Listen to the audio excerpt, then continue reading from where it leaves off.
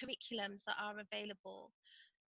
If you've got any questions, if I'm going a little bit too fast, please stop me, just mention in a chat, or if you need me to go over anything. But I think we'll be having some questions near at the end. Um, but I'm just going to give a brief overview now. Okay, so choosing a curriculum for home education. I'm going to read a quote first, just to get us to understand a little bit in the direction where we're coming from. So, the central role of parents in their children's education.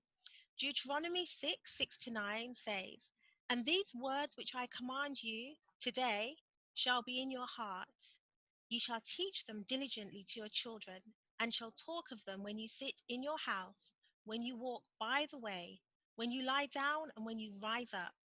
You shall bind them as a sign on your hand, and they shall be as frontals on your forehead. You shall write them on the doorposts of your house and on your gates." Okay, we also have some more counsel to parents, teachers, and students.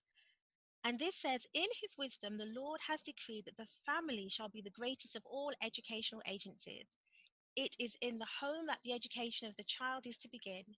Here is his first school. Here, with his parents as instructors, he is to learn the lessons that are to guide him throughout life."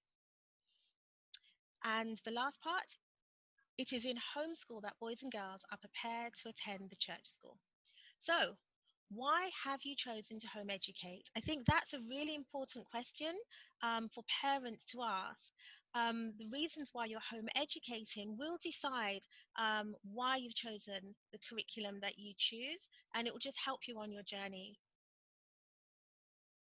So, okay, I've just got some bits at top here. What are your reasons for home educating? Okay, is it convenience? Was your child bullied at school? Um, is it because your friends are doing it? Are your peers? Is it for character building? Is it because God has directed you? Is it for their salvation, meaning your children? Or is it because you're really concerned about them being prepared for heaven and eternity? So, with these things in mind, there's a few points to consider. The age of the child, whatever you're going to be choosing in terms of a curriculum, needs to be age appropriate according to their aptitude and their ability. How accessible is it and affordable? Can you get it online? Is it something that you can download, or can you purchase it and have the hard copies? Four, what are some of the underlying principles of the curriculum that you're choosing, or your ideas of why you want to choose this particular curriculum? Is it Bible based? Is it based on facts? Is it a combination? Will it be something that will help with character building? Does it have the harmonious development? So that's between the physical, the spiritual, the mental. Is it going to help them to have a rounded education? And we're speaking as a Bible believing Christians. Is it biblically sound, in line with the Seventh Day Adventist beliefs, the Seventh Day Sabbath, for instance, the state of the dead, the sanctuary, the spirit of prophecy, Christ's second coming, and health reform, etc., etc. Okay, so how to implement some of these things in the homeschool. Each program or curriculum will be different in each family because each family is unique, each child is unique. The depth of trusting God to do what he says. I mean, if God says go this way, go to the right, are you going to go to the right? If he says go to the left, what about the environment, both emotionally, mentally, spiritually, and physically? Where are you living? And how is this implemented? The number of children that you have, the ages of your children, also the spread of ages in terms of character, their interests, and their abilities. What about the involvement? Will both parents be involved directly in their home education? Or will it be one parent primarily? A lot of the time, it's sometimes usually the mother, not always. Sometimes it's the father primarily, but both parents will be influencing the child and the curriculum and the home education process.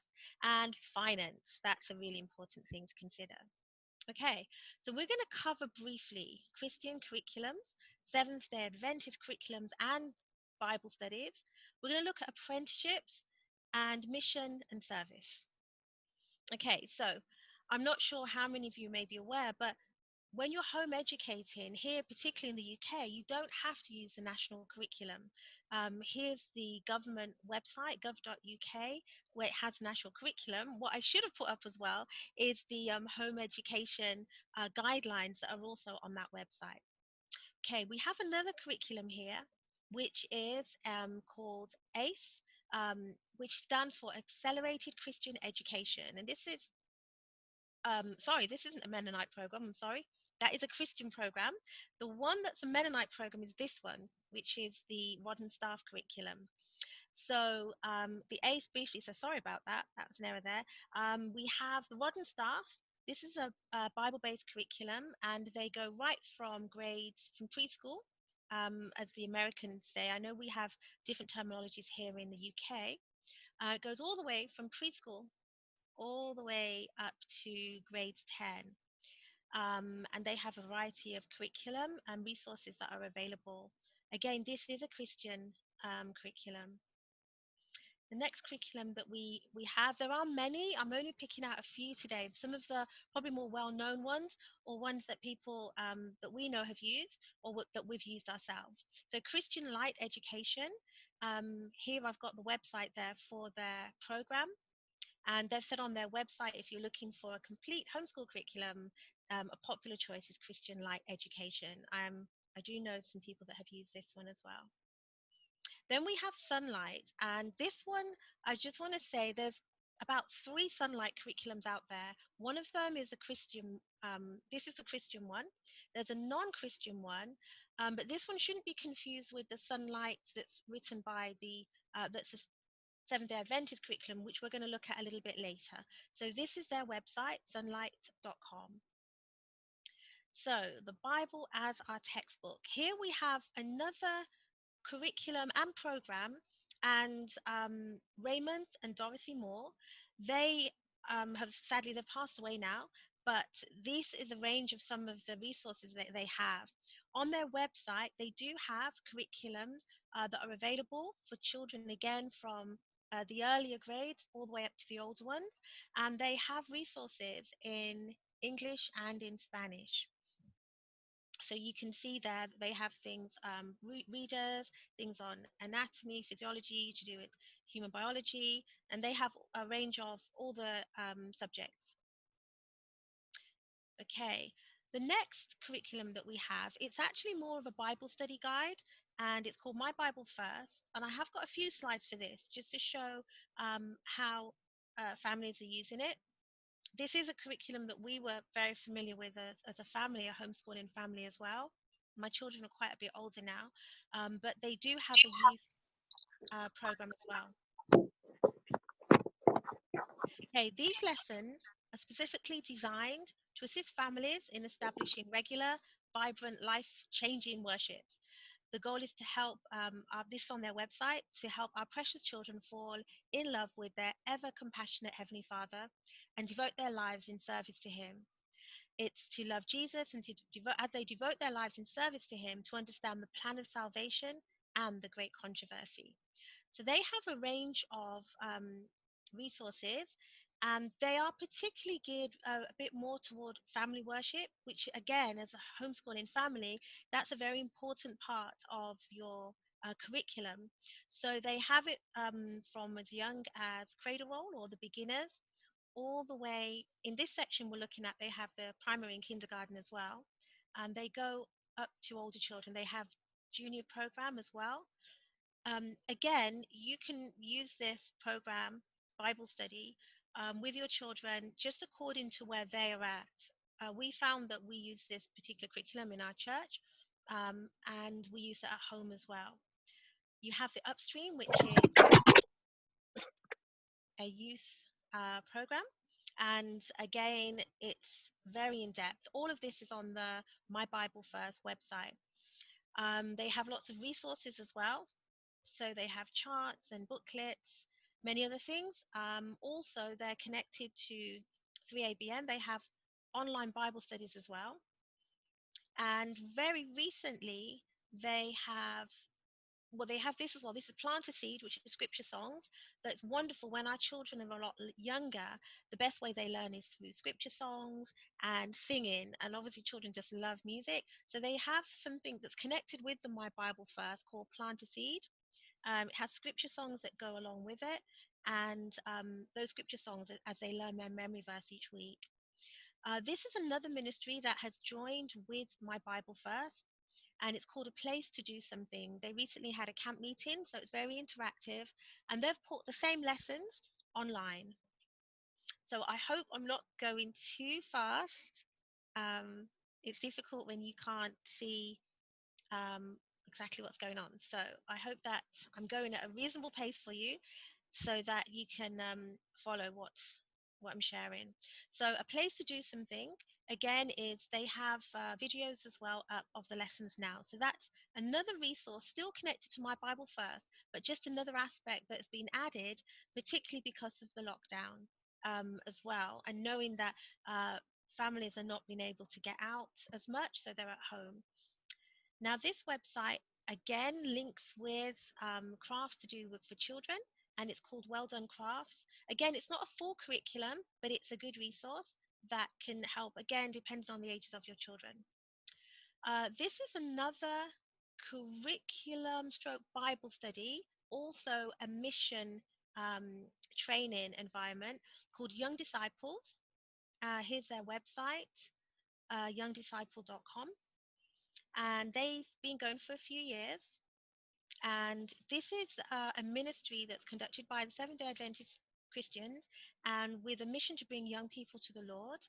It's to help encourage them in their spiritual walk, give them tools and methods to study the word for themselves, to help them grow in the Lord, to encourage them to share their faith, and to see them in the kingdom. So this is from, again, their website. They also do lesson quarterlies. They're bound publications in full color.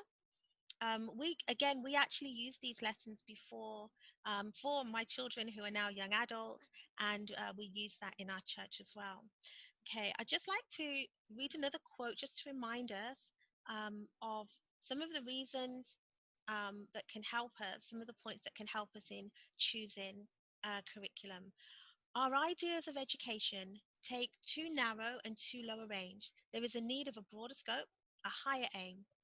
True education means more than a pursuit of certain course of study. It means more than a preparation for the life that now is. It has to do with the whole being and with the whole. It has to do with the whole period of existence possible to man. It's, as I mentioned earlier, the harmonious development of the physical, mental, and the spiritual powers. It prepares the student for the joy of wider service and in the world to come. And that's from the book Education, page 13. Now, as never before, we need to understand the true science of education. And if we fail to understand this, if we fail to understand this, we shall never have a place in the kingdom of God. So that's another quote that I just wanted to share there.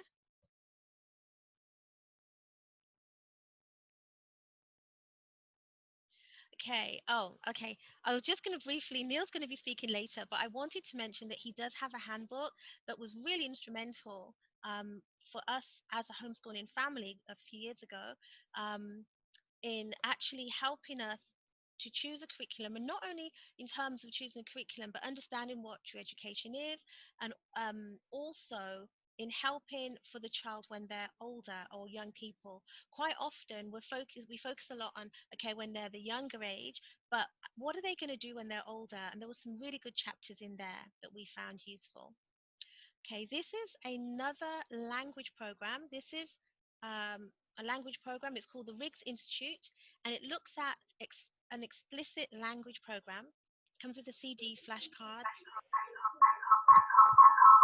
and a parent guide. And it's the Riggs Institute, and it says it's changing the way people think about teaching. It's a writing, spelling, reading, and thinking program. So it really gets the children to think. Again, I really do. I have to say, I'm a bit biased. I really do like this language program, particularly because it helps the children to think. It doesn't use pictures, but it uses explicit phonics. That's what that means there, which means that the children just see the sounds and their shape, and they say it, and they hear it, and they write it down. They see it, hear it, say it, write it, which makes it a lot more concrete in terms of their learning. Okay, so moving on. Okay, we have the Sunlight Education Ministry. This is the curriculum that I mentioned earlier, not to get confused with. As I said, there's 3 Sunlight curriculums. This one focuses mainly the Bible, nature, character, and useful work. So it's that harmonious development we were speaking about before. They have something for the parents, so it's not just a curriculum for the children and the young people, but it also has something called the 10 Principles, which is a teacher training course, and it's Bible based, and it can be used in the homeschool or the church school, and it's based on the counsel given by Sister White on what is to be included in academic study. So here is what the folder looks like. It's quite hefty, but it is the course, and it can be taken in bite sizes. And that's from the sunlighteducation.com website. So that's just some of the things that it covers. Here are some of the resources that I think it's sometimes we tend to, again, we think of the children and we forget that I know even myself with a teaching background as a parent, I needed to be re-educated and retrained in terms of what my views were. So these books here were really helpful on that journey. So again, this is it, and it's free to download from the Sunlight website. It incorporates a lot of nature, especially for the younger children, with a section called Family Bible Lessons. They have spelling from the scriptures, and they have lots of resources that complement each other for all ages of the children. And you have health. For the older children, you have health, voice, music, nature, history, geography, and prophecy, and you have gardening. Sorry, in each of those sections for the children. So it's very adaptable for all ages. Okay, I think I've covered enough on the Sunlight curriculum, which is something that I'm very familiar with and we've used and we appreciate a lot. Just wanted to mention here something about the Remnant Preparatory online virtual school. And what this virtual school does is it's supporting families in home education using a Bible-based curriculum. And if you want any more information, you can see here that we have the website and a number that you can call as well if you want some more information. Just to continue as well about apprenticeship. As the children get older, we don't want to miss out the young people as they're a bit older.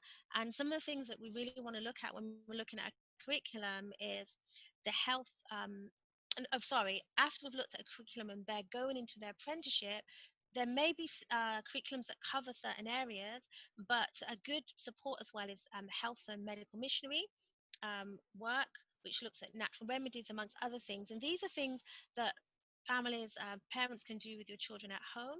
Looking at the children's skills as well as they're growing up, where are their areas of giftedness and how God has blessed them.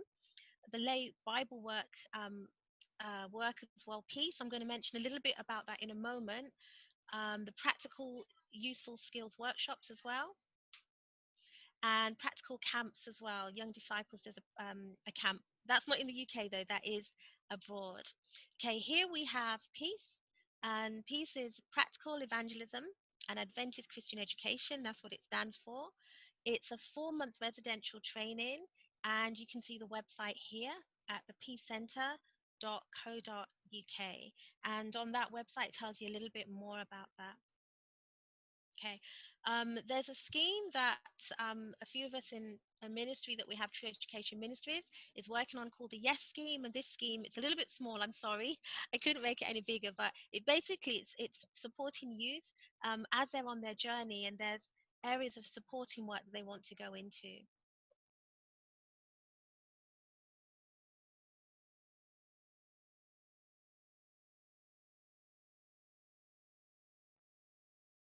Okay, right, so my next slide is missionary training schools. Now we have quite a few here.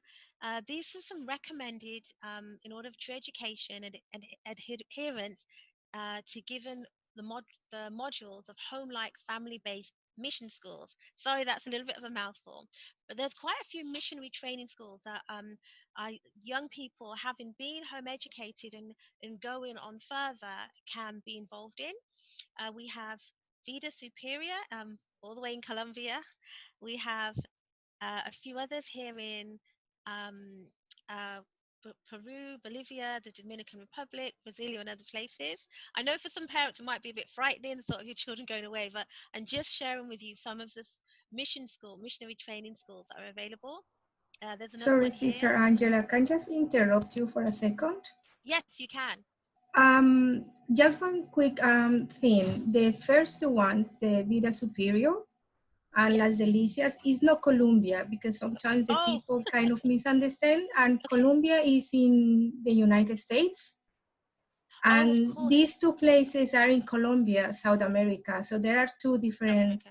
yeah, so it's Colombia with an O, With not an with O. a Okay. U. Yeah, Colombia is in the US, but Colombia, these two Yeah. places are in South America. I just wanted to clarify that. Thank you so much. Yeah, No I do problem. know that it's in South America, but you're right. I think we should have an O on the end where it's an A. So thank you so much, my sister, for letting us clarifying that. Okay, we have some other places in Bolivia, Paraguay, Tanzania, where they have a primary school. And these are places that young people that I know, a few that I've know, have gone to these places to help them in this journey where they've been home educated and they want to get missionary training experience. We have Riverside in Zambia. We have another place in the Philippines, a couple of places in the Philippines, Brazil, Vida in Honduras, Norway, Yuchi Pines, which many of you have heard of, and Wildwood. They're both in America. Okay. Just in finishing up, Young Disciples, I mentioned earlier, they have something that's like a mission program where young people can go and learn practical skills. You can see them here, smiling a lot in an airplane. And here they're doing other things, a bit of dentistry, visiting, ministering in song, and other things. So here, a bit of first aid at the top, building, again, there, outdoor camping, and here they're doing some evangelistic training.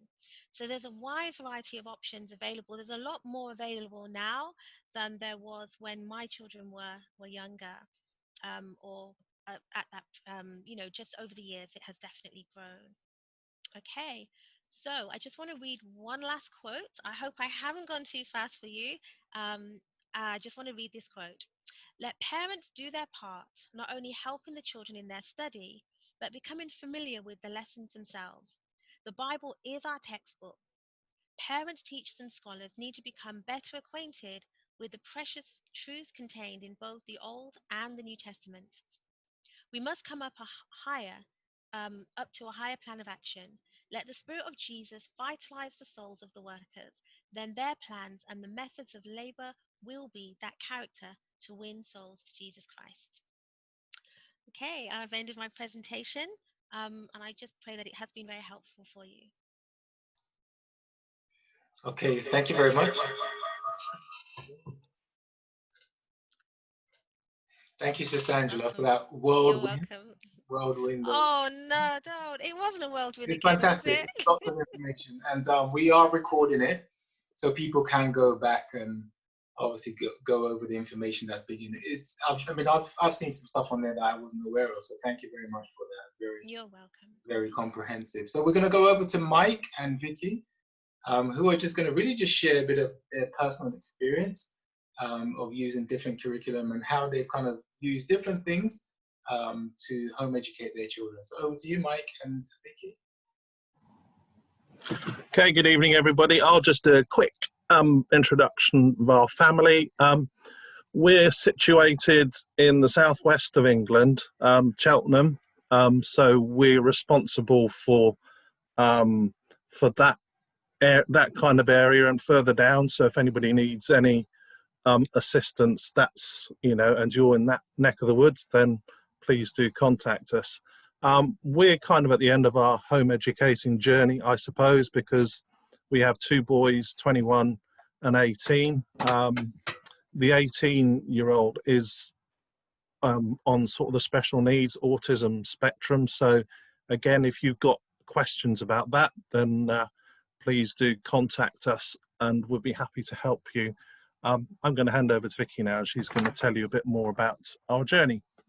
Okay, we took our older son out of school when he was 7 years old, which meant the younger boy, although he went to preschool, never actually went to school.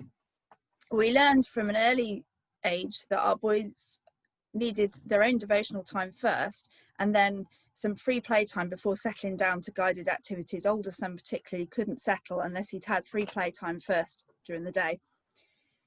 Oh, I should say that actually our style of doing education was a mix and match style. So we didn't follow one long curriculum. We pulled little bits from here and there and did our own mix and match. We learned also about our older son that he struggled with doing lots of handwriting. So reading and talking became central to his learning. And in later years, he found using the computer was much more helpful than writing by hand, which he found really laborious.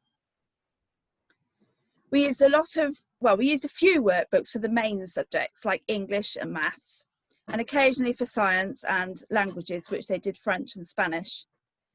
Sometimes we used things like sticker books, which made it more fun. We did lots of reading together, sitting on the sofa, cuddled up, feeling comfortable, but learning a lot by what we read together. And the boys quickly developed a love of reading and also read a lot for themselves. As you can see here, we did read a lot. As they got older, we were able to find out a lot of information, or they were able to find out a lot of information from themselves by using the internet, aside from reading books. Foreign languages, we started very early. We started French when they were 4 and 7 because research suggests that if you start earlier, it's easier to learn a foreign language. And actually, it also enhances the use of your primary language. And this actually played out with our younger son, who actually learned his alphabet in French before he learned it in English, but then straight away he knew what it was in English. They learned French by video and then by visiting the country regularly, where they were able to go to Sabbath school in French, they were able to try doing some shopping, and they were able to sample some of the local food. As you can see here, our son wanted a gros pain for his 6th birthday. Where we observed particular interests and natural talents in our boys, we gave them plenty of time to allow development of these. Particularly music was one that they both spent a lot of time on, and photography and railway interests. Somewhere I think there's a picture coming up. Yes, this is our older son. As he developed his music, he became confident enough to play, and this is him playing at a local home education group that we used to go to on a monthly basis. Yeah, even the railway magazines helped him to understand the geography of the UK, so it's amazing where you can get your information from. We realised that learning needed to be fun. We used a variety of devotional and other Christian material for family worships.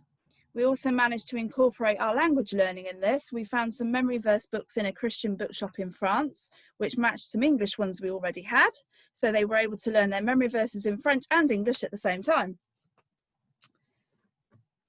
Individually, the older boy would read his lesson book or his Bible in the morning. The younger boy on the autistic spectrum found that more difficult. So he used to listen to a tape of Bible stories and later of Bible books in the morning, and he still listens to the New Testament through regularly now. We took advantage of home education groups for activities. We also went to museums and to council run holiday activities and to wildlife trust activities, which kind of helped with the practical side of things. If questions came up as we were doing anything, we just talked about things, and that's how we did a lot of our learning, just by talking and answering questions. As they got older, they spent more time on academic work, which is what you would expect, more time on computer work. And our older son went down the GCSE route. For him, that meant completing 2 from home, which he worked on using books at home, and his dad did a lot of the marking and revision and practice exam papers. Yeah, so And then I think the hardest part for that though was actually finding the exam centres. I found that quite stressful looking for those. It was quite difficult. We did find a school that was really good for one of them and an exam centre in another city for another, but that was probably the hardest bit of the GCSEs.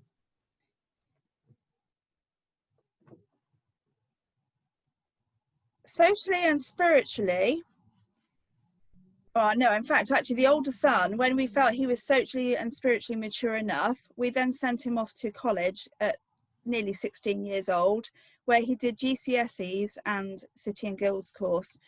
And he managed there very well, and he did show how mature he was socially and spiritually. He managed to work out the characters of all his classmates and how to deal with them, and he stood very strong for his principles, we're glad to say. In summary, I would say that we used life experiences a lot. We used lots of time together. We found actually that some of the best materials we used were actually cheap and secondhand. We found some of the expensive stuff we bought we didn't really make that much use of, and it kind of disappointed us. So I guess that's where looking at other people's things and maybe friends showing you what they're doing might help. It's a cheap way of looking at something before you try it. I would recommend Let's maths books, which you can buy fairly cheaply, and also W.H. Smith's maths workbooks perhaps. And I would also recommend, if you want to do languages, that there are lots of online resources. There's a few online websites where you can learn a language, which is really helpful for children, especially if they can actually hear the language spoken. That's very important. And then I would say that whatever you choose to do, whether it's a full curriculum or part, that you don't feel you have to do everything in the book. Just do what your child needs, otherwise you could become overwhelmed. And that's it, really. Okay, thank you very much, Mike and Vicky, for that. It just goes to show again that there is no set formula for everyone. And that's why for us, especially, that was one of the beauty of homeschooling, that you can actually customize the education to your children, to their aptitude, to their talent, to their gifts, their abilities, and you can pull resources from different areas. So we're going to go straight to Jacqueline Brown, who's been waiting patiently, and she will introduce herself and talk about sunlight specifically. Hello, good evening, everyone. My name is Jacqueline Brown. I'm part of a ministry called Medical Missionary Group. Myself and my husband, Winston Brown. And we have 4 children, 16, 14, 12, and nearly 10. And we have been very grateful and privileged to be part of the Homeschooling Association as well. And we live in southern Scotland in a place called Dumfries and Galloway. And we're going to share with you our, very, very quickly, the time that we have will not give it justice. So we're going to share a little snippet of what encapsulates sunlight education. And I remember vividly, how many years now, 11 years ago, after removing, a year after removing my then 5-year-old from school, crying out in frustration and sheer desperation. I had been brought up in the background of education, education, education. And when I took Tia out of school, the purpose was to excel education. So I chose and I purposed to do school at home, but excellently. So that if anyone should ask me, my child would be so excellent that they wouldn't have anything to say. And that also revealed my own insecurities about what I was engaging in, along with my husband. But mainly it was me, because my husband at the time was at work. And so I felt this huge pressure. And because I was so stressed, that stress went onto my children. And education became such a tiresome, such a horrendous experience. And I saw that and I thought, surely this cannot be it. This cannot be the way. And I cried out. And the Lord led me to Lawrence. And I remember calling Lo and saying, I need help. I'm a homeschooling mother. We are homeschooling together as a family. My husband, most of the time, it's at work. So it's mainly me with the children. And I don't think what I'm doing is quite right. And we had a few words, and then he said, do you know that Jesus was home-educated? At that time I thought, what has that got to do with my big problem here? And then he asked the next question. He said, how educated? And again, I put my hand on my head and thought, what is this gentleman talking about? I had no clue what he was talking about. I was soon to learn, as he then introduced me to Angela, then introduced me to Sunlight Education curriculum. It has been a wonderful journey. And basically what I spoke with Neil all those years basically encapsulates Sunlight. And so this is a presentation on what Sunlight is mainly all about. The 4 books. A knowledge of God, fellowship with him in study and in labor, likeness to him in character were to be the source, the means, and the aim of Israel's education. So with Sunlight, the epitome of education is character. And though Sunlight is a curriculum, again, as Mike and his his family have proved, you can tailor it according to your needs, your ability, and whatever you lean to. What he taught, we're talking about Jesus, he lived. And more than this, what he taught he was. Again, this epitomizes Sunlight. It's not just about the acquisition of information in the head, just to regurgitate it in a text, but it's the living. It has to be lived out, and it has to be taught in a way that becomes the person. His words were the expression not only of his own life experience, but of his own character. Again, character, character, character. Whereas I was coming from education, education, education, this was very, very confusing for me. And I had to unlearn much of what I had learned. And the Bible says that what the world calls wise, or rather the foolishness of God, is so much wiser than the things I had learned all my life and felt very accomplished at. The great principles of education are unchanged. They stand fast forever and ever, for they are the principles of the character of God.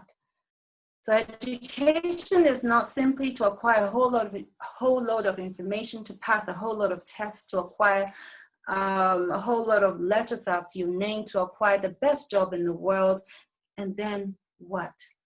Now, that doesn't mean that because you put God and character first, that you cannot acquire all these things. Seek me first, God says, and all the other things will be added.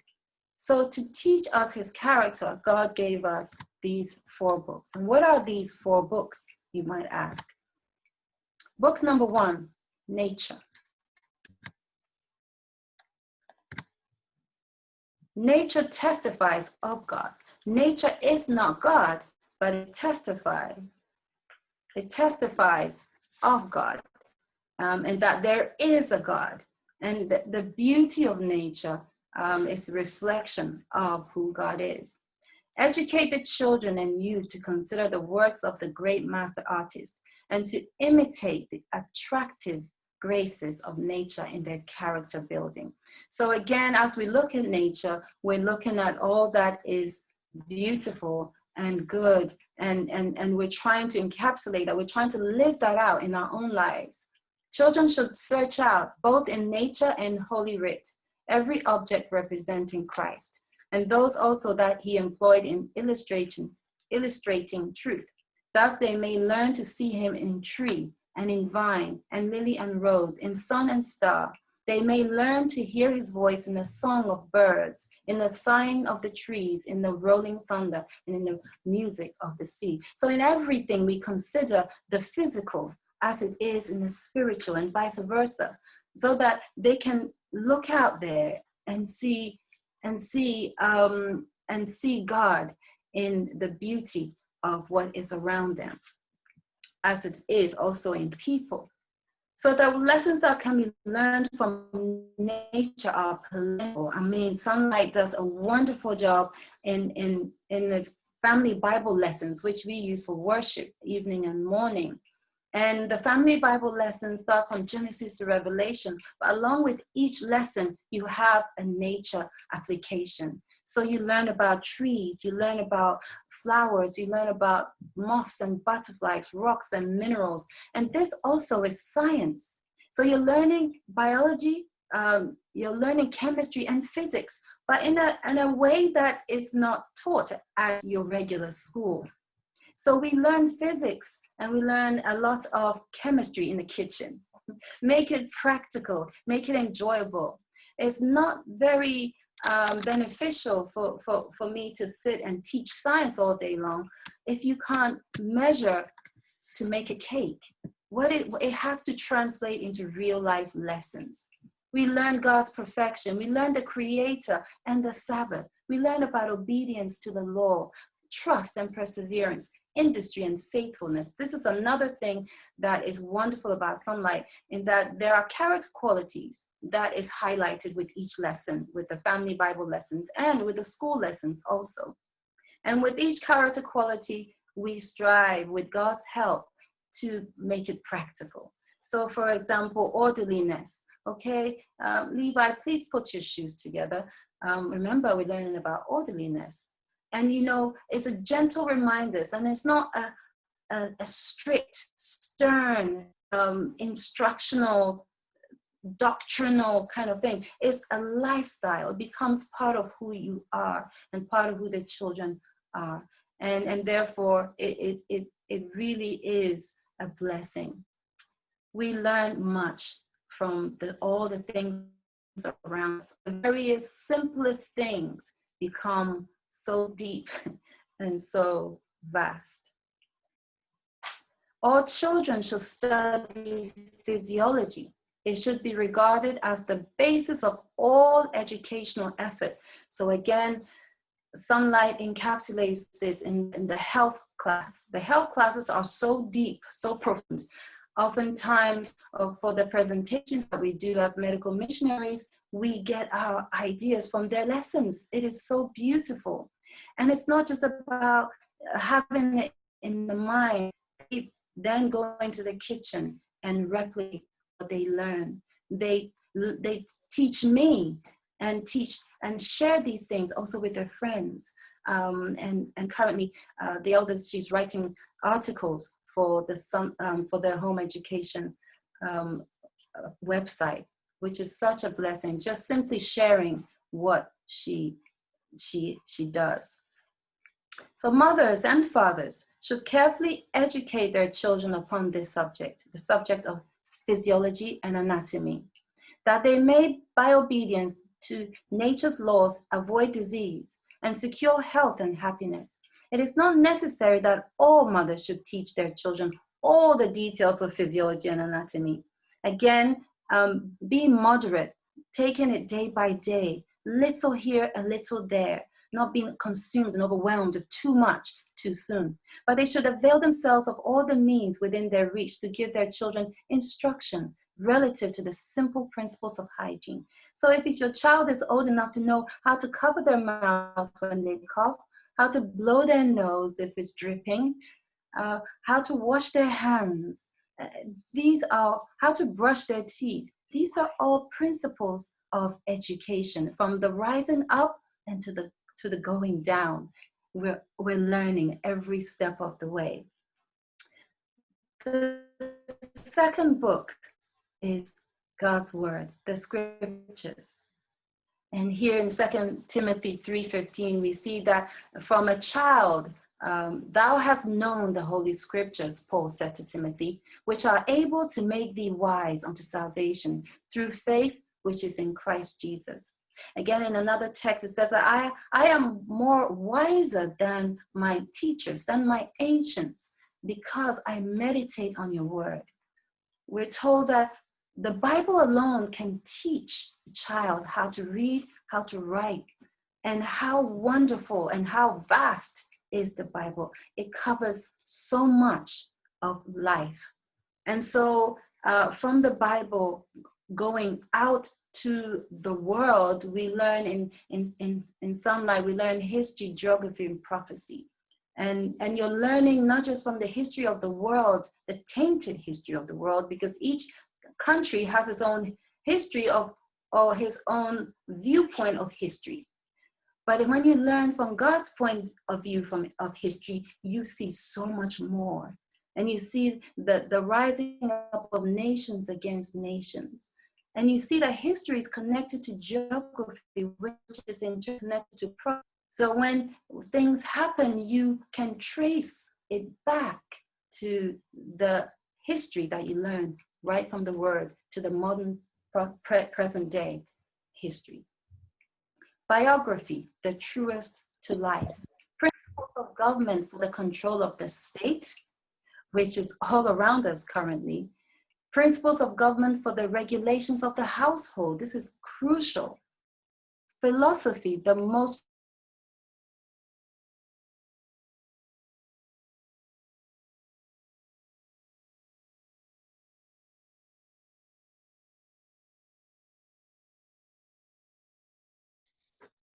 We can't hear you, Sister Jacqueline.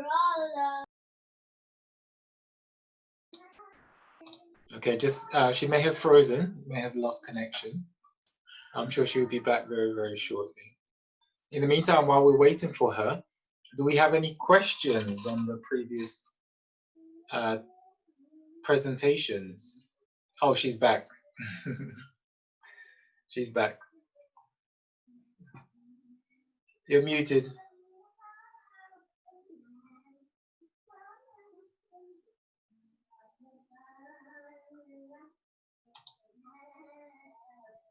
Okay. Apologies. Our Wi-Fi is not.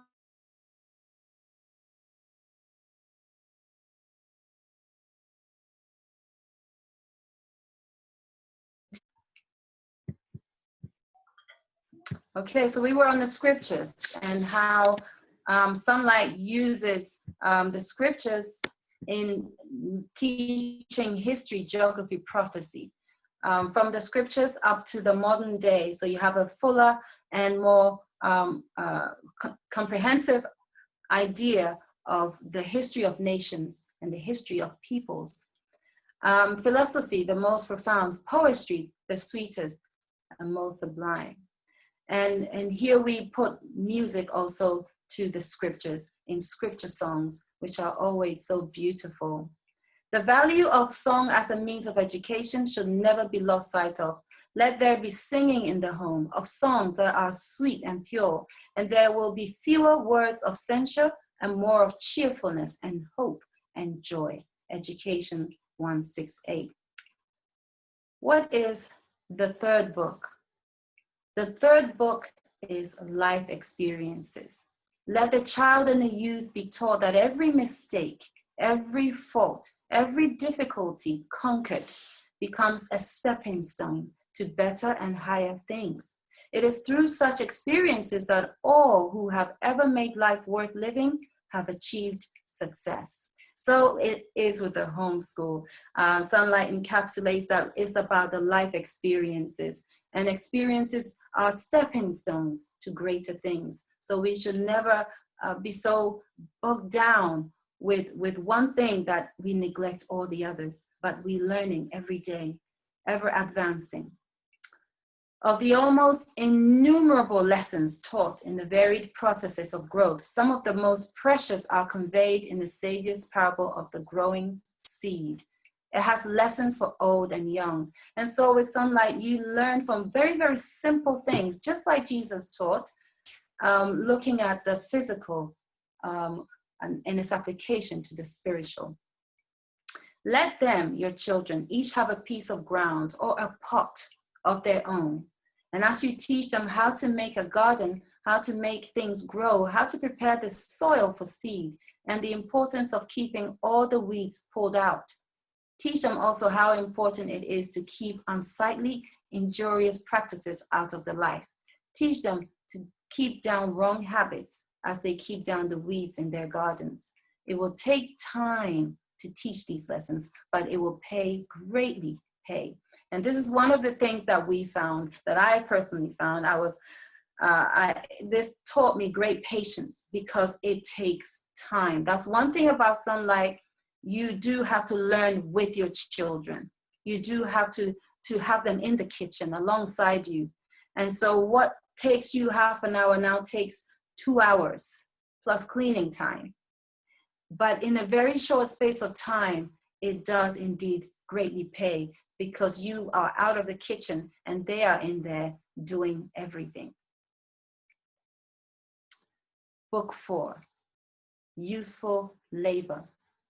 If they put their hearts into the work and continue to be learners, he will fit them to labor for him.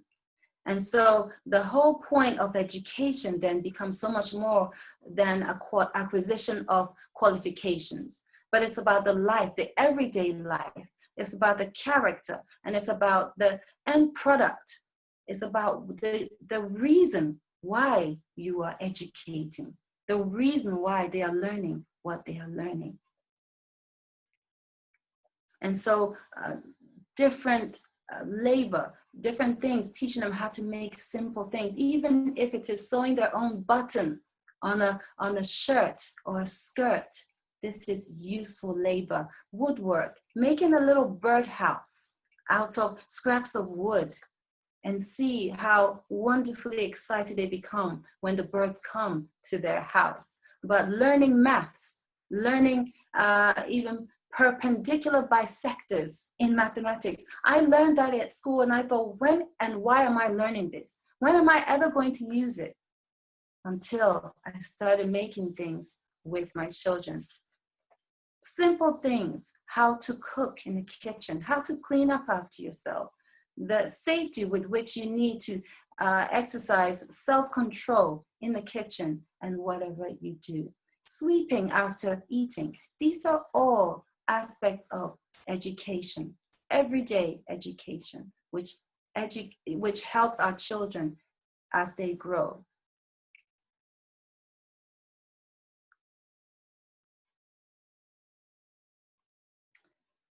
Every son and daughter of God is called to be a missionary. We are called to the service of God and our fellow men, and to fit us for this service should be the object of our education. And so education then is about the whole life, the physical, the mental, the spiritual aspect of the child or children, and of yourself. And education should be fun. It should be pleasant.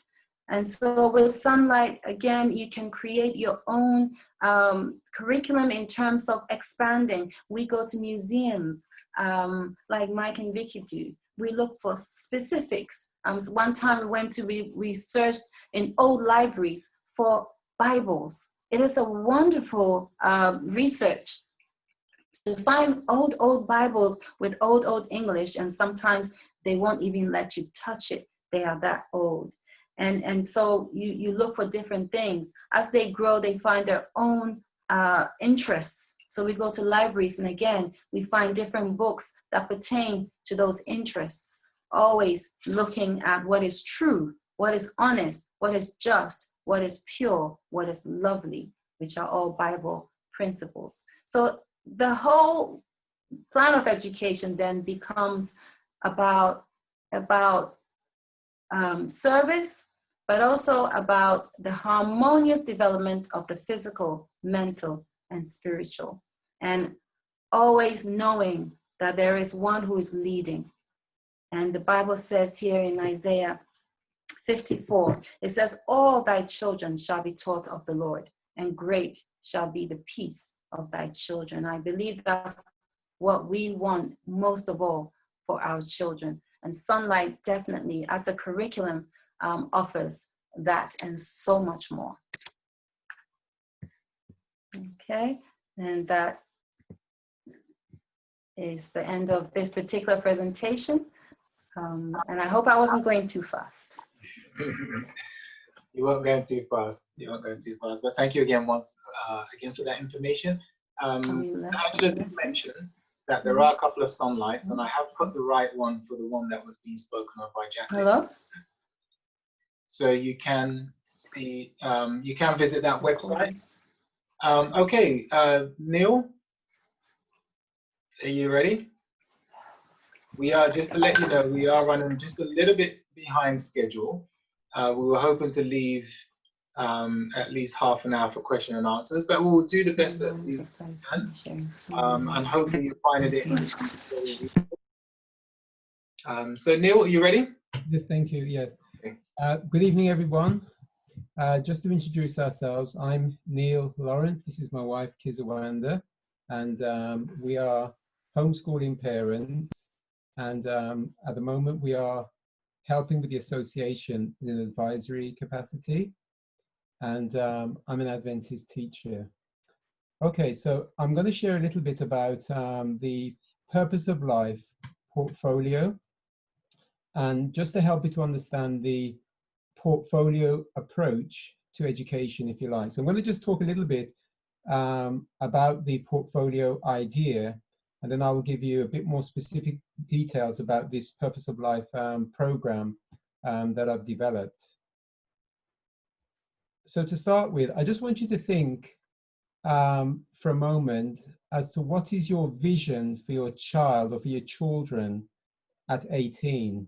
So you will all have children of different ages, but just think about when they get to 18. Do you have a vision in mind for what your child would be like? What kind of characteristics?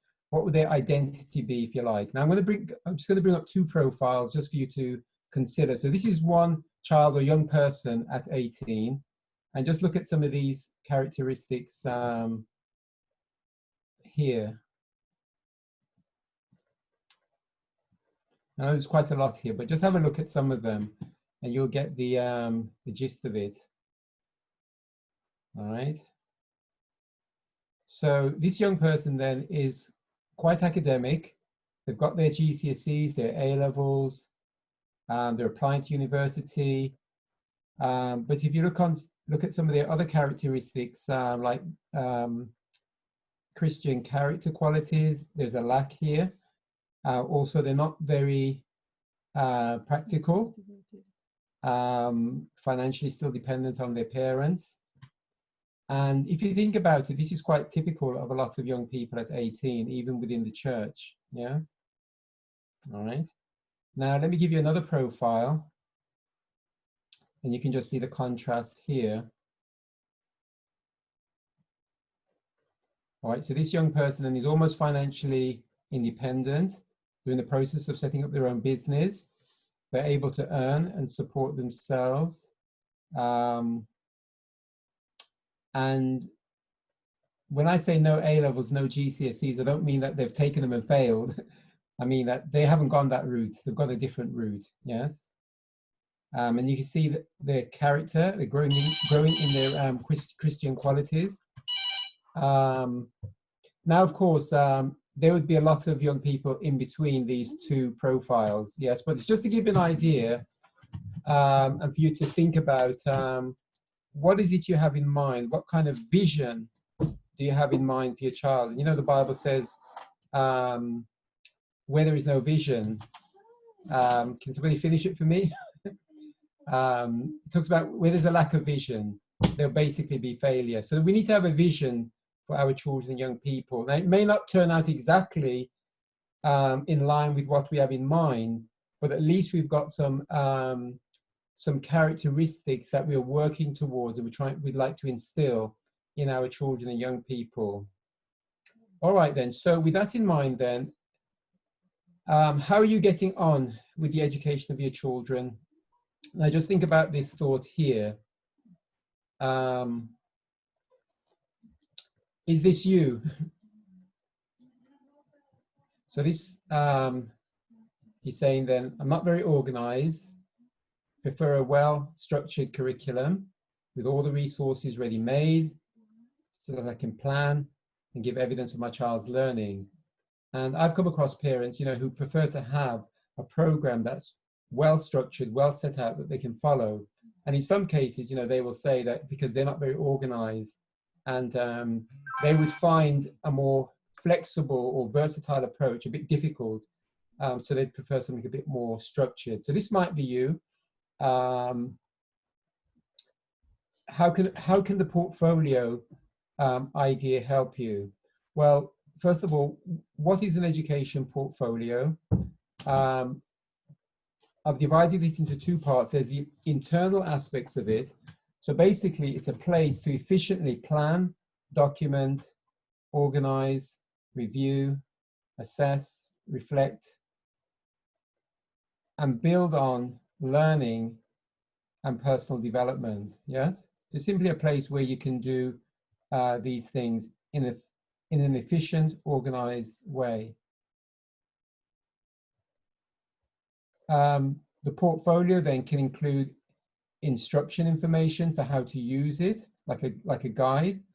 It will have dates and times of work, planning areas for learning activities, recording areas for text, pictures, videos, and other documents, and any other evidence that you want to include that will show learning and development.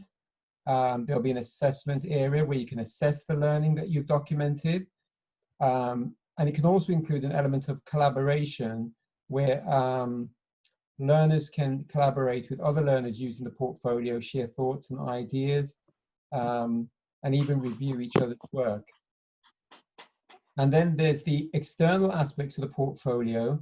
So this now is where the portfolio is a place from which one can select, show, and give evidence of learning, personal development to different audiences in appropriate ways.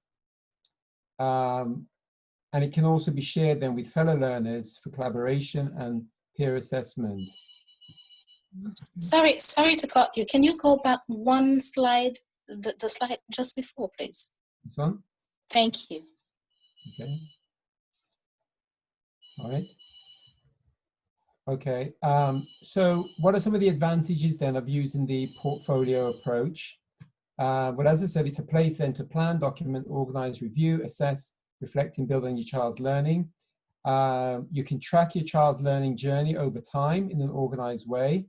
You can plan and document learning from different education assignments. It's a place for planning your child's learning based on any curriculum you're using. So I'll say a little bit more about this, but the portfolio can be used as like a curriculum framework.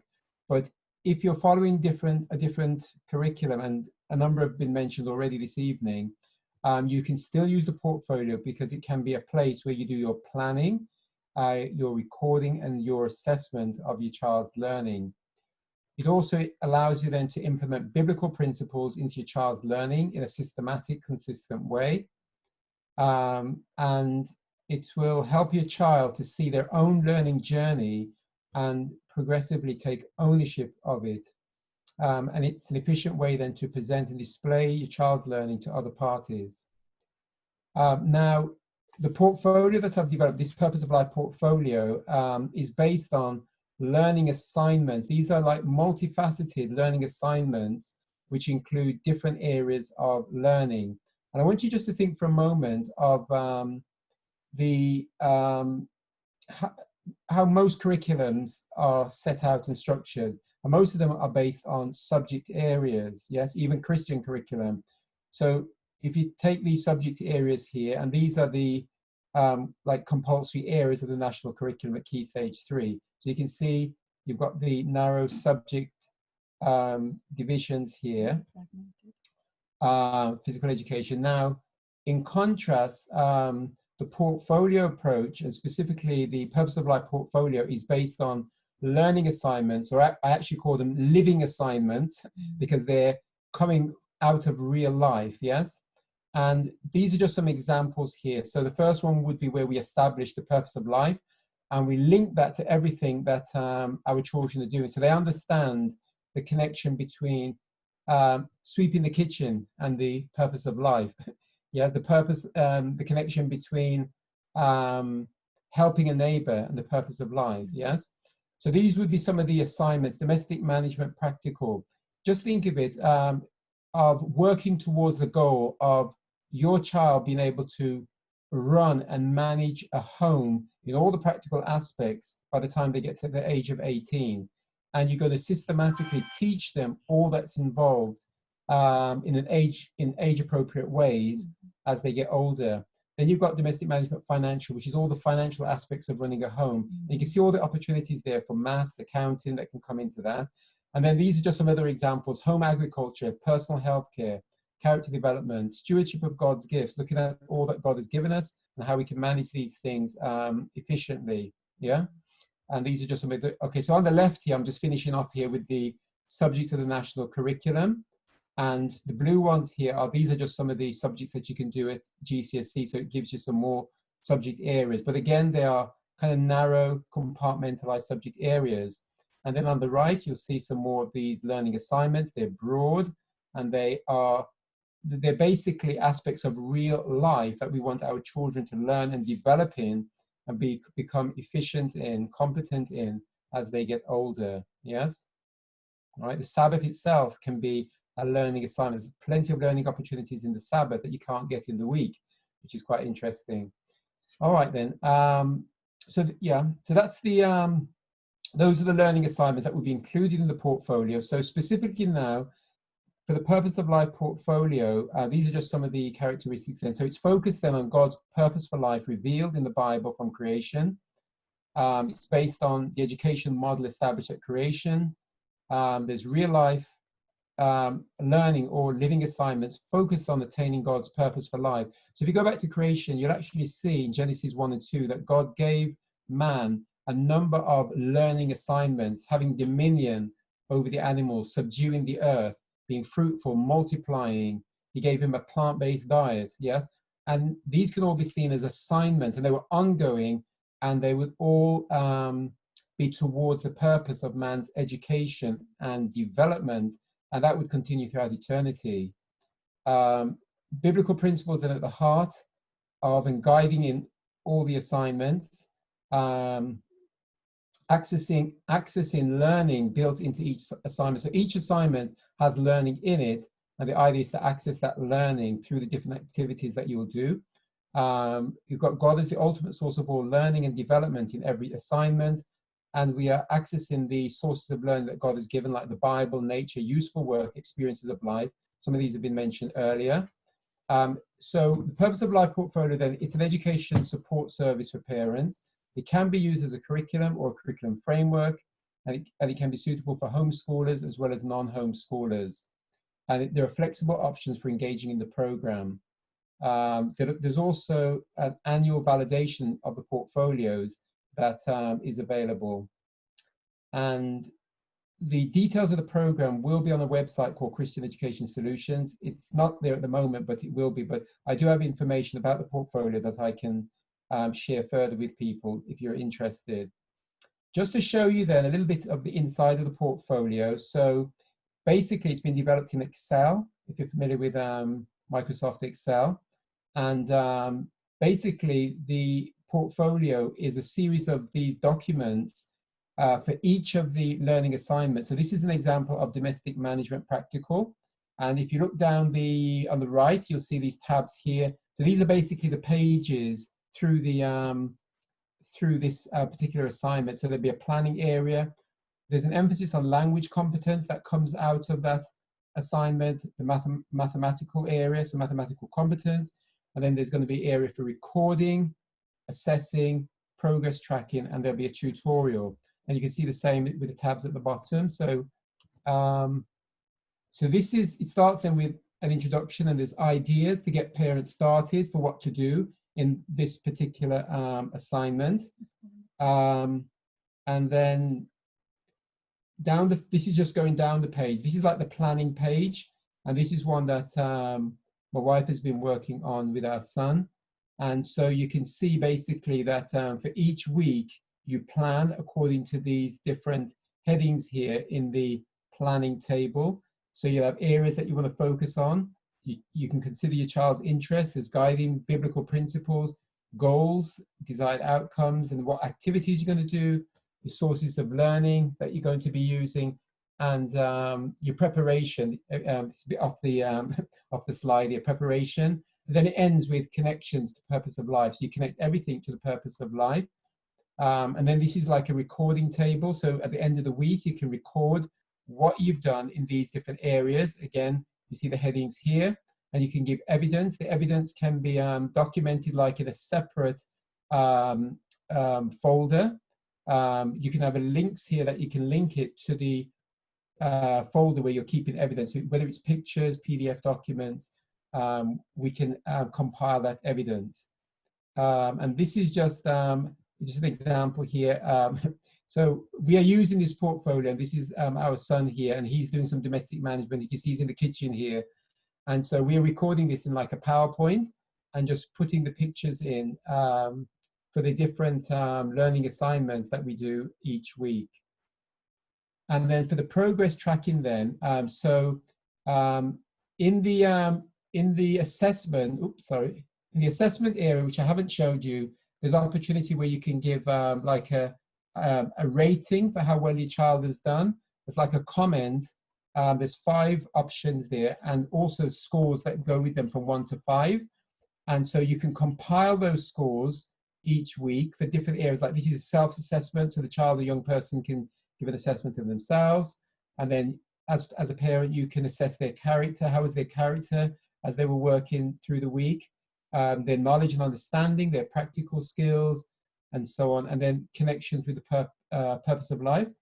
And these scores can be turned then into charts and graphs, just for you as a parent, basically just to track their progress over time in a visual way. I mean, you don't have to use this feature, but it's just something available if you think it would be useful to just have this view of your child's progress.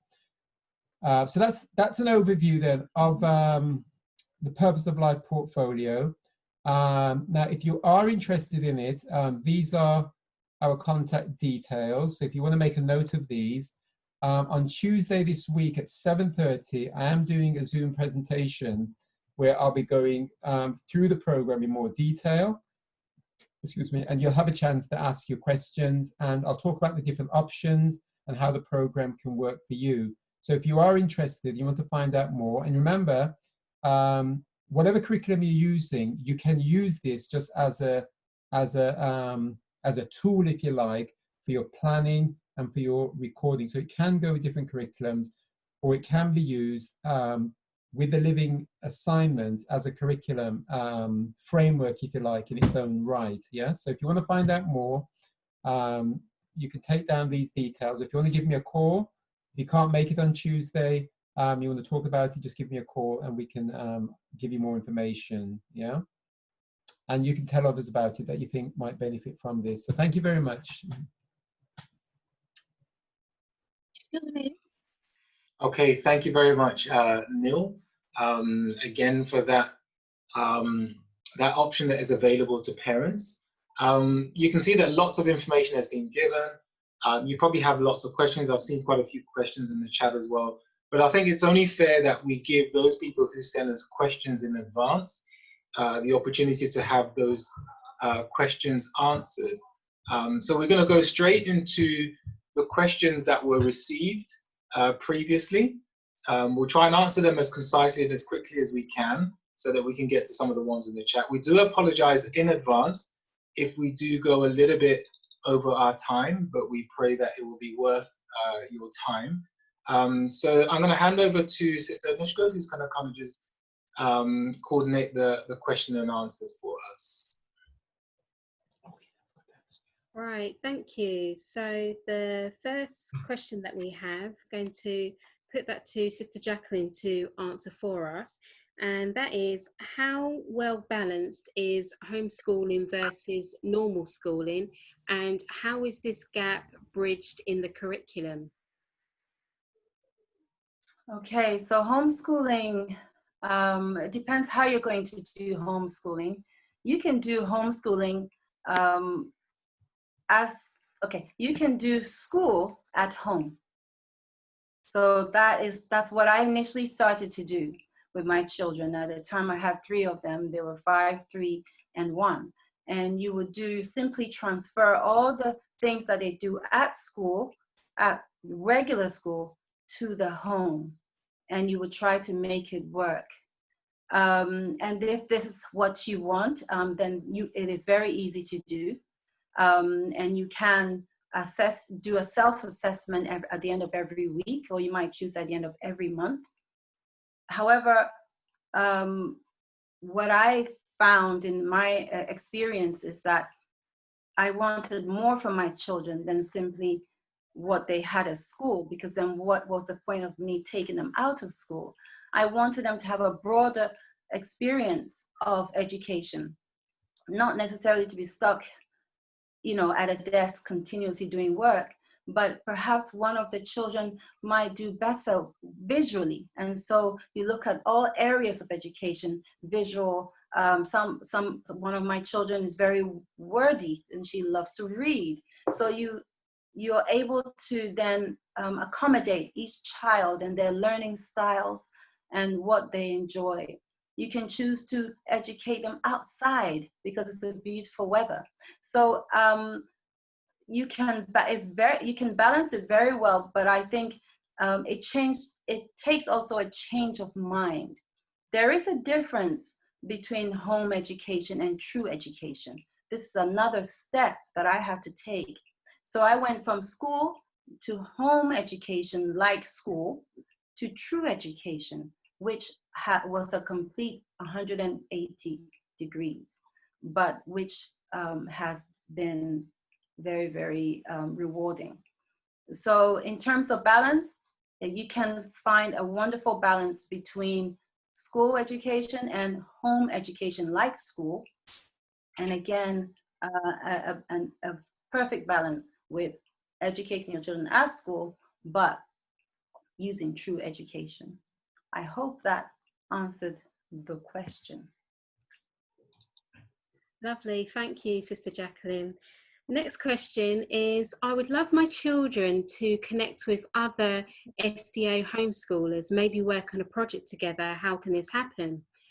Well, one of the things that we could encourage you to do is we have a couple of WhatsApp groups that's got other homeschooling families on there. So it's a chance for you to be able to network and get to know the whole homeschooling community within us as a Seventh-day Adventist church around the UK.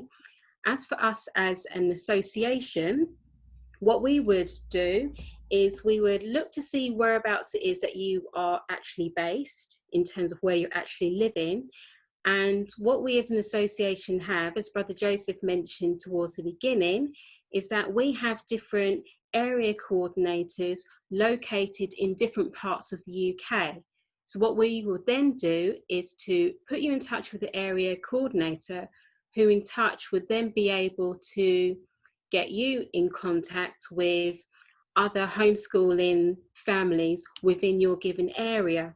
And I'm sure one of the things which the area coordinators are very keen to do is to organise occasions for various families to be able to get together to do various different things and so forth. So I hope that answers the question.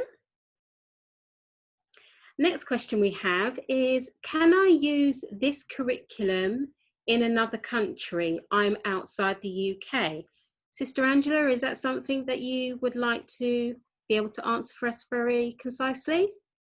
Yes, yeah. Can you hear me? I can hear you, yes. Okay.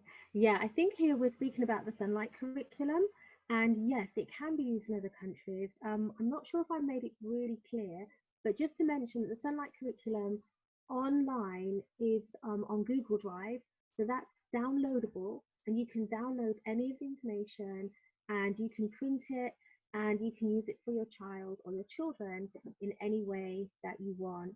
We do have representatives for the Sunlight curriculum worldwide. There is a Facebook for Sunlight, and you're quite welcome to join that as well. You can just go online, and I think there's just a few questions just to find out what your interests are, and to lead you on your journey. And then depending on where you are in the world, there's a North America, South America, Asia, Australia, and we cover the Europe, UK, Africa, and the Middle East. So yeah, there's wherever you are, you can use that curriculum. Lovely, thank you, Sister Angela. Brother Neil, I'd like to put this question to you. The question says, I'm a teacher by profession and want to serve in SDA schools. How do I go about that? I live in Liverpool. Okay. As you may know, we have very few Adventist schools in this country. It's about 6 schools that we have, and there aren't any in the Liverpool area. So, I mean, if you're keen to teach in an Adventist school, I mean, you can approach the schools directly, you know, see if they need your services, or you can contact the education departments, whether the BUC or the NEC or the SEC. Now, if you, I mean, I don't know what your background is, but I'm currently running a teacher training, well, I call it an Adventist education teacher training program. And this is for teachers, parents who want to understand more about Adventist education and how to teach within an Adventist Christian education context. So if you are interested in this, that's something that might help you in preparation for teaching in an Adventist school. Do feel free to contact me. But as I said, you know, you can contact the schools directly. Sometimes they advertise in the messenger if they need teachers, or you can contact, like I said, the BUC, NEC, or SEC education departments, and they will let you know. But it would be interesting to find a little bit more about you. So if you want to give me a call, and I could maybe share some more thoughts and ideas with you, and maybe you might need to start a school in Liverpool since there isn't anything there. You've got to be prepared to be a pioneer when it comes to Adventist schools, because we don't have many in this country.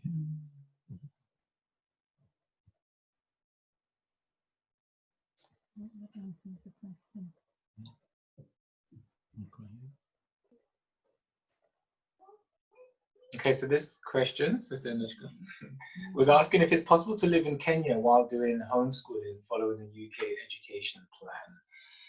So the answer to that question is simply yes, you can. The principles of true education apply wherever you are. However, each country has its own unique, if you like, legal considerations when it comes to home education. So that may be something that you would need to look at, but in terms of the educational principles, they will be the same. We've just learned that Sunlight can be used wherever you are, and some of the other curriculums also are available to use wherever you are. So the simple answer is yes. Again, if you want more specific information, just get in touch with us and we can look at your individual circumstance. Lovely, thank you very much for that. Can I skip what I think is not appropriate for a certain age for my kids and teach them at a later stage? Sister Jasmine or Sister Vicky, is that something that you're able to deal with for us?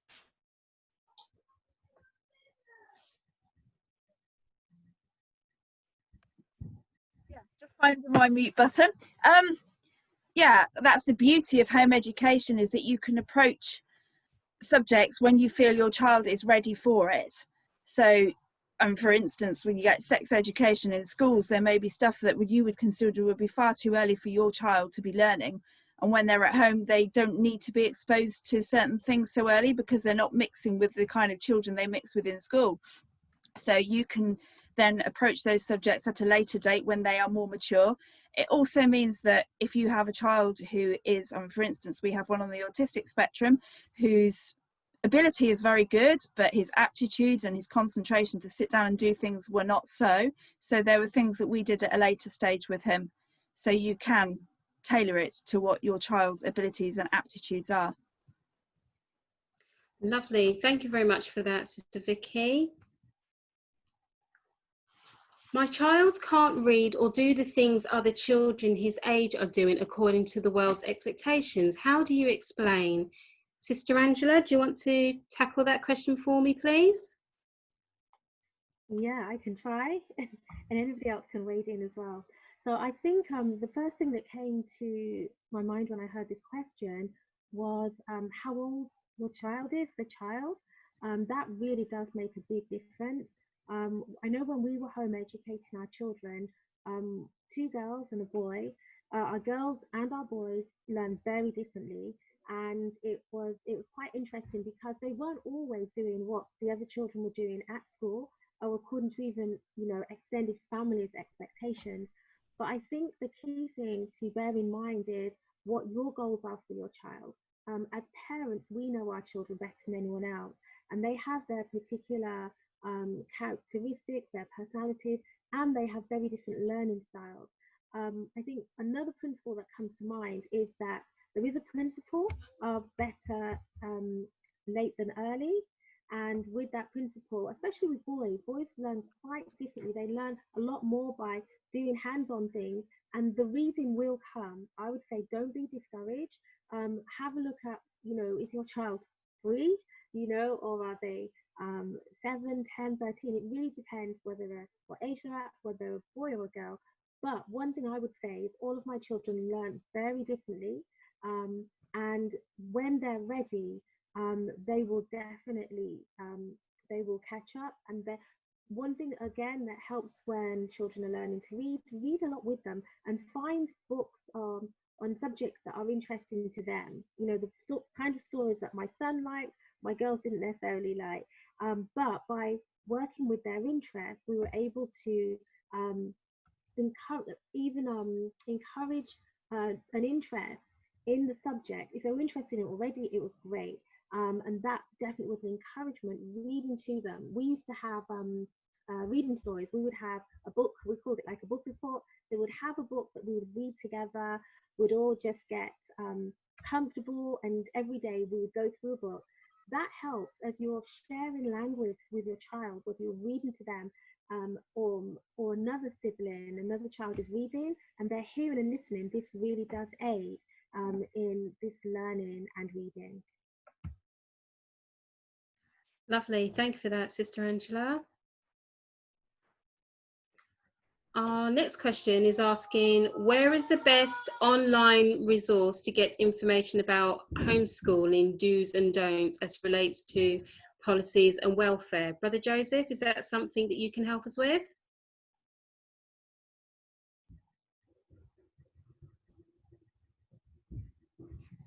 Brother Joseph, are you there?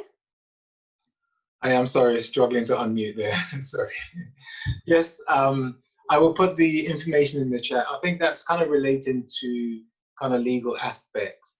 And the government has clear guidelines in terms of policies of what you can and what you can't do in England, in Wales, and in Scotland, because they can vary slightly actually depending on where you are.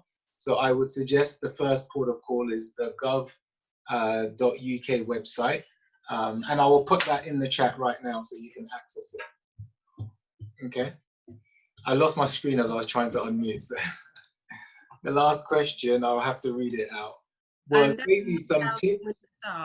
Yeah, tips on how to start homeschooling. I'm going to throw that out to any of our presenters.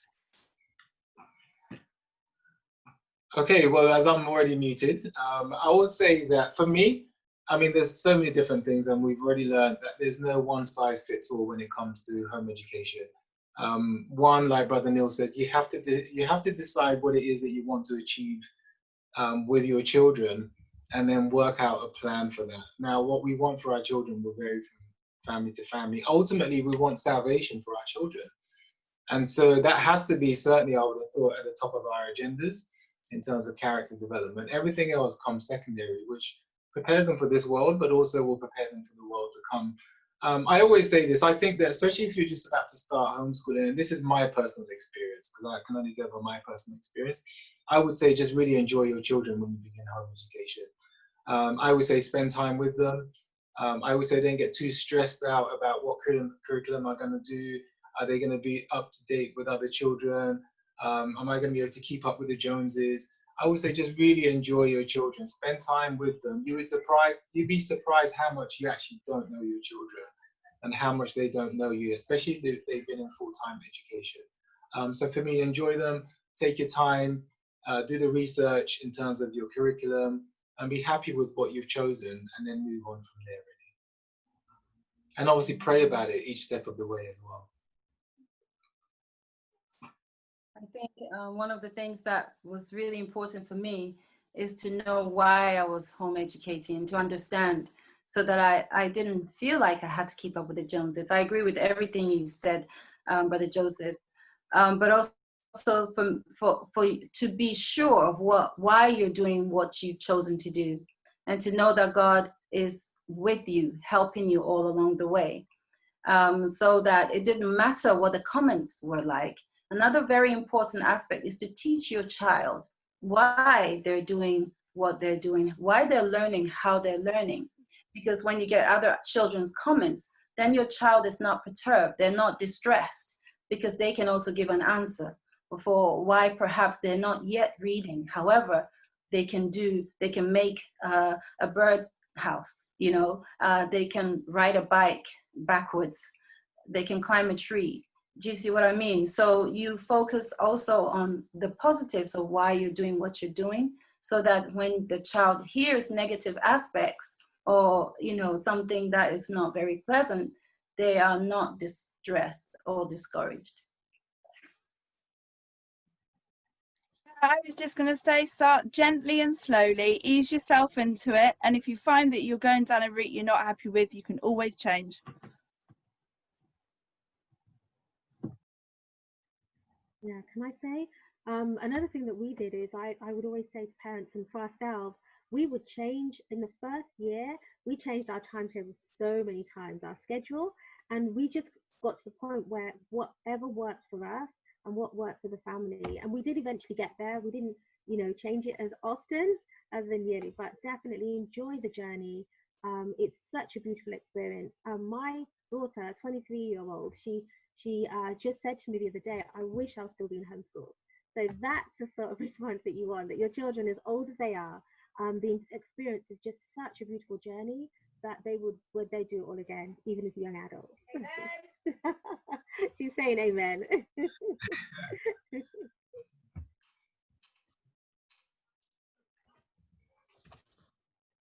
Okay, anyone else want to share his experience? Just really quickly, sorry, there's a question in the chat as well about whether or not Sunlight offers the opportunity to go down another discipline. Yes, it does, because it's well-rounded. So your children aren't actually losing out on anything. Actually, they're gaining. And in fact, when we do get it together with our children's friends, I mean, they come to visit, they realize that actually they appear to know so much more than their counterparts in regular education. So they see for themselves that they're not missing out on anything. Actually, they have more. You have, should you go further down, I mean, Sunlight leads you all the way to college. And then the idea is to do an apprenticeship. Or if you want to go down the route of gaining a qualification, you can do distance learning, Open University. In fact, you are able to do that even before that time with home education. You can look at, as one of Mike's children did, City and Guilds, and many other qualifications. So yes, you can acquire qualification. If your child is at a point where you believe that they can go to university, if the Lord is leading that way, although if you look closely at true education, it negates from that. However, if that's the route that you and your family decide that you need to take for him to be able to acquire that qualification, then that would be a decision for your family. Okay. I was just going to say, Delise, your hair looks lovely. Oh, praise the Lord. Thank you very much. Did you want to say anything? I noticed you kind of picked up next to Mom. Did you want to add to it? Sure.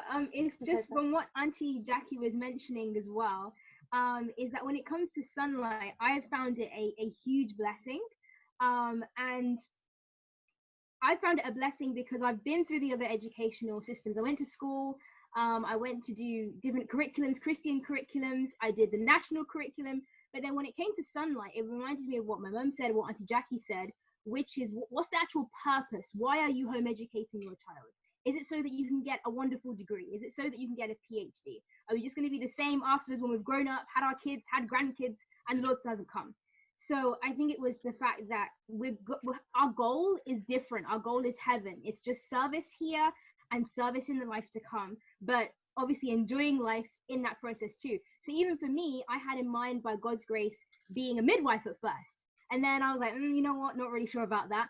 But in praying and asking God what he wanted me to do, he showed me that he wanted me to be a teacher. He showed me he wanted me to set up my own business. He showed me that he wanted me to be comfortable just serving him.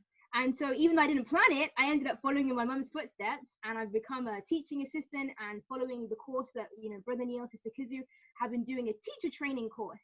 And that's what I've been doing. And the Lord's been showing me that it's not the qualifications of the world that I need to do his work. And so that's what I've been finding a lot in speaking to other people who were home educated, who went to university, and found that sadly a lot of them lost their way towards God through that process. So all I always say is, if God is sending you to university, then by all means, he has maybe somebody there you can bless, like the Waldensians. He has a purpose. But when we use Daniel and other people like that in the Bible, sometimes we forget that they were taken as slaves of their own will. They didn't say, hey, I'm going to go to Egypt and I'm going to go study and be a great leader. God allowed them to be there because he saw that their characters were built and they could be of service to other people. So I think from what I've learned and experienced, just bearing in mind that sometimes the question is, what does God want us to do? Not, I want to be a surgeon or a doctor. What is God's plan? Because he knows what's best for you and he loves you entirely. So that's what I've been learning. Thank you so much, Jaleese. And now I'd like to welcome you officially to the one of the committee members. Our time is up and we could go on, but we want to respect your time. I just want to finish with this message from Dale, who says, thank you so much, organizers and presenters. I feel so empowered now from the program. And that's really the ultimate aim of these forums, is to empower you as God is impressing on your hearts. It's not you making the decision to homeschool because you feel like it. God in these last days is putting his spirit on people and impressing the hearts of people to follow his ways and his path. So we're glad that you feel empowered. We've got our contact details in the forum. We've put our email address in there. Please do get in touch with us. If you have any questions at all, we'll be more than happy to answer them. So have a wonderful, wonderful evening. If you want to stay behind and have a chat, but officially the meeting is closed, just because we want to respect people's time. So thank you very much. Until the next time, we will put out the details for the next one, which will be in about a month's time. Okay.